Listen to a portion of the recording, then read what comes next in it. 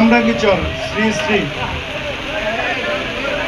বলরাম সূত্রধর বাড়ি পূজা উদযাপন কমিটির সম্মানিত সভাপতি, পূজা পরিচালনা কমিটির নেতৃবৃন্দ, এমপিবৃন্দ, এলাকাবাসী, আইন শৃঙ্খলা বাহিনীর ভাইয়েরা, গণমাধ্যমের ভাইয়েরা, আমাদের সনাতনী সম্প্রদায়ের মা বোনেরা, আসসালামু আলাইকুম।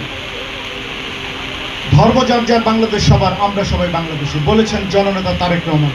ঠিক আছে, সেই মর্মে আমরা জননেতা তারেক রহমানের নির্দেশনায় আমরা সারা বাংলাদেশে আপনাদের সকল প্রকার ধর্মীয়, সনাতনী সম্প্রদায়ের ধর্মীয় যত প্রবলেম আছে সেগুলো যাতে আপনারা সুশৃঙ্খল সুন্দরভাবে করতে পারেন, আমরা বিএনপি বাংলাদেশ জাতীয়তাবাদী দল আপনাদের পাশে আছি। পাশে থেকে আমরা ভূমিকা নিচ্ছি। আইন শৃঙ্খলা বাহিনীর পাশাপাশি আমরা নিজেরও বিভিন্ন জায়গায় কমিটি করেছি এবং আমাদের নেতৃবৃন্দ আপনাদের পাশে সামগ্রিক তত্ত্বাবধানে আছেন। সব আপনারা ঠিক মতো পাচ্ছেন, কোনো সমস্যা হচ্ছে না তো?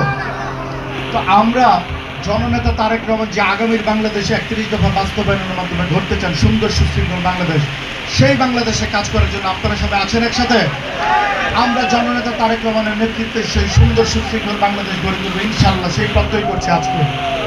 আজকের এই দুর্গাপুর উদযাপনে এসে, আপনাদের এই প্রোগ্রামে এসে আপনাদের সাথে সেই প্রত্যয় আমরা ব্যক্ত করছি। ঠিক আছে, আমি পরিশেষে বিএনপির চেয়ারপারসন দেশনেত্রী বেগম খালেদা জিয়া এবং আমার রাজনৈতিক অভিভাবক বিএনপির অ্যাক্টিং চেয়ারম্যান জননেতা তারেক রহমানের পক্ষ থেকে সবাইকে শারদীয় দুর্গাপূজার অনেক অনেক শুভেচ্ছা অভিনন্দন জানিয়ে সবাইকে আবারও ধন্যবাদ জানিয়ে এখানে শেষ করছি।